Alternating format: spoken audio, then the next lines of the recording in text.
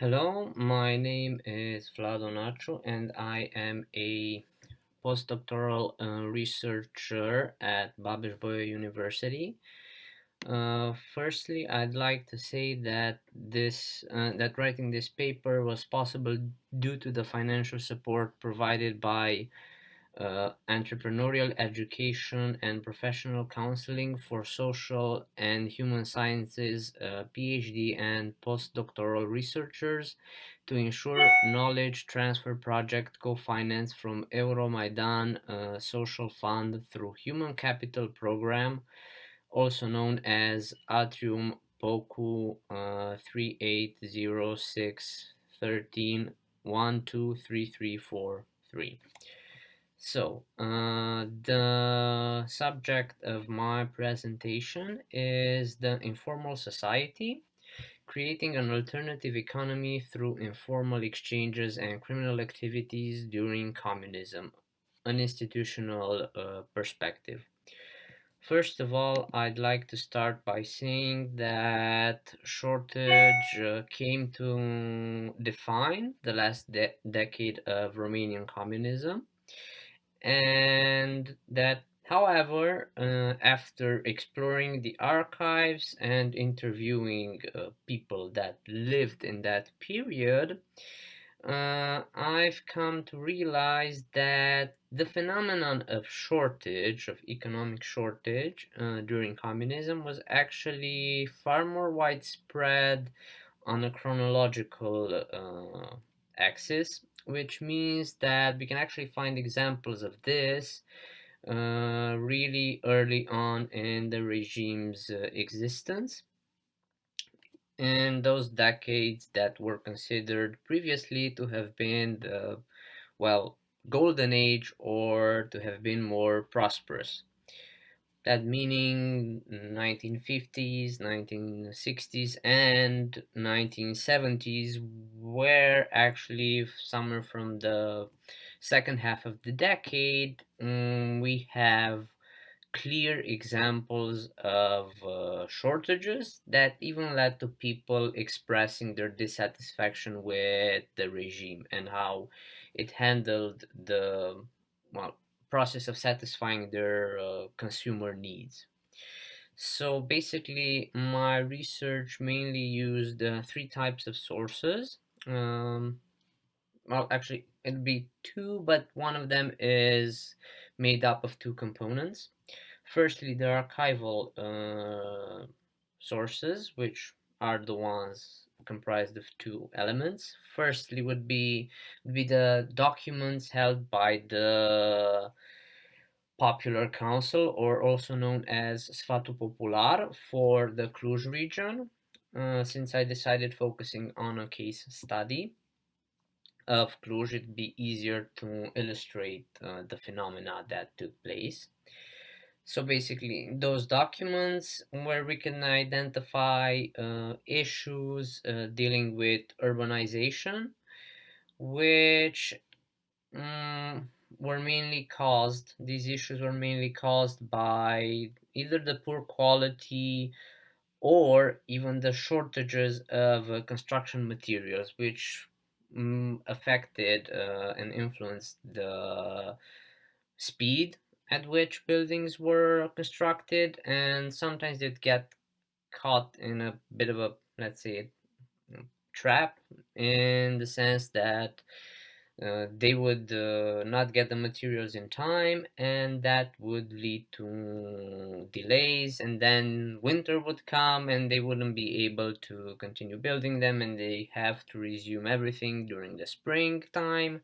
And that generated problems because they had to catch up with the plan. Then there would be the archives of the former Securitate, of the former secret police. And these were quite interesting because I found reports written up by officers, and there are a lot of files focused on, they call it the state of mind of the population, and they basically gathered information from their own informants, officers, and even from the police, the militia. And yeah, they gathered information about how people saw the regime, the satisfaction levels, and including, let's call them, illegal practices, which are the subject of this presentation.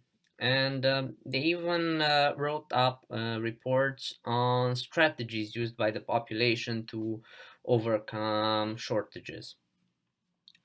So my research has focused on two elements. Firstly, I looked at the criminal nature of these informal activities that people used. And basically, it meant mostly relying on informal relations and exchanges of goods or favors.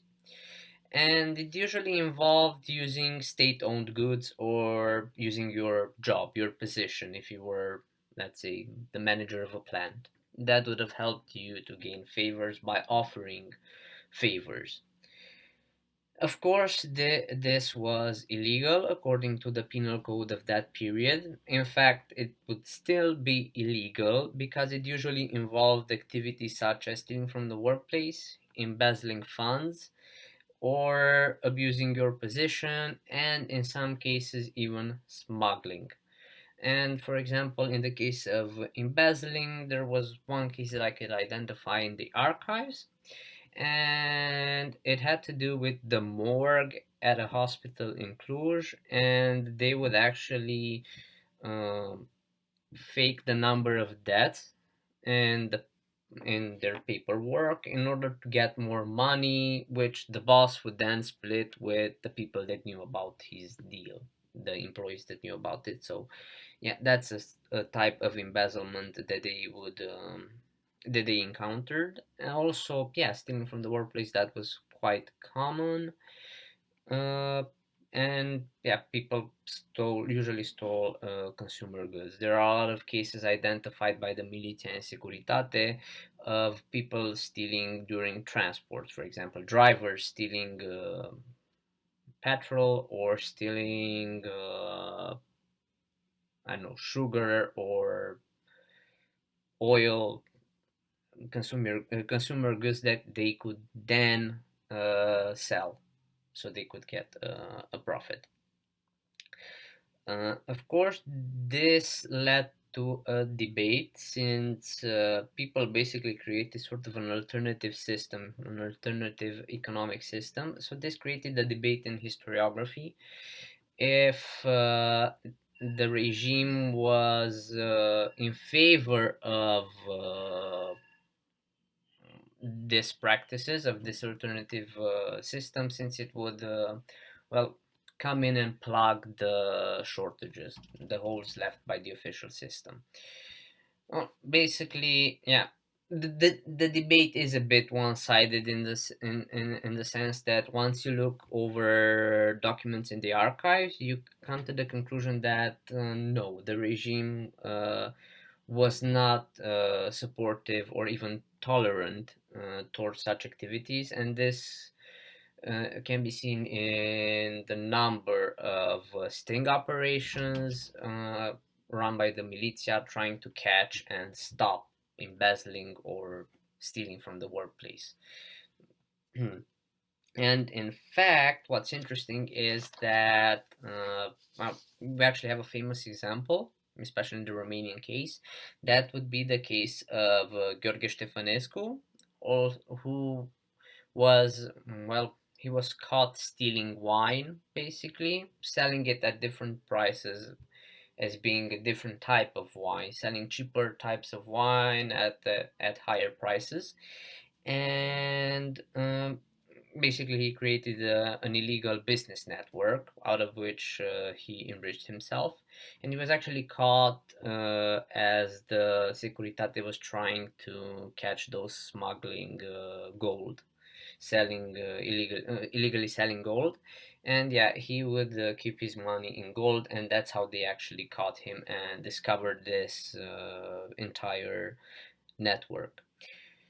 So what's basically and this was basically due to the fact that such activities were a cause of disruption in the chain of production because workers were either preoccupied doing something else or they were stealing from the workplace resources that could have been used for production, further worsening the already existing shortage in factories. Of course, this phenomena was more pregnant, let's say it that way, during the 1980s when shortages were bigger, so people relied more on the alternative economy. What's interesting, towards the conclusion of the presentation, is how people talk about this subject. And it's interesting because if you just talk to them, they would tell you what they would do in communist times, and they would even take pride in it. And in fact, Catherine Verdi studied this in what was socialism, and she mentioned that it was a type of, well, gaining respect among your peers because you could steal more from the workplace. However, as Alena Ledeneva in her research on blood in Russia discovered, and as I discovered myself trying to interview people, is that when you record them, they sort of close up and they're no longer willing to tell you as much information. And from what I could read in psychology and sociology, it might have to do something with the fact that during communism, this type of practices, even though widespread and almost everyone got involved in it one way or another, and that's what they would say when you interview them actually. Despite this widespread phenomena, it was presented as something taboo, especially since it was illegal and it was punished by the penal code. Actually, one of the people that I interviewed ended up in jail at a certain point, and all that he said it was that I ended up where I shouldn't have ended up. Okay, so despite the fact that it was something you could take pride in, at the same time it was a taboo, and that means that they would avoid talking about it because it has something to do with how they project their image in society and how they are perceived by their community, by the community in which they live. So then they try to protect that image by not wanting to be recorded because then it would remain as a testament to what they did in the past.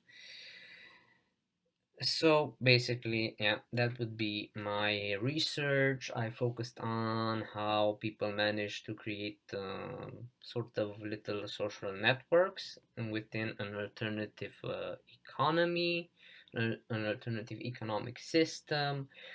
And by using this system of informal favors and exchanges, or let's call them informal exchanges of favors and goods, people somehow managed to make shortage a bit more bearable.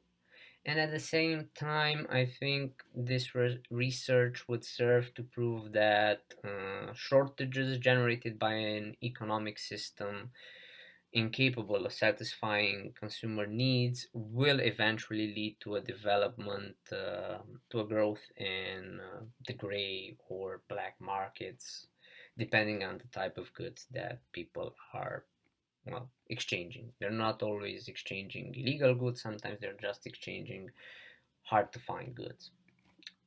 So yeah, that would be my presentation, and well, thank you for listening.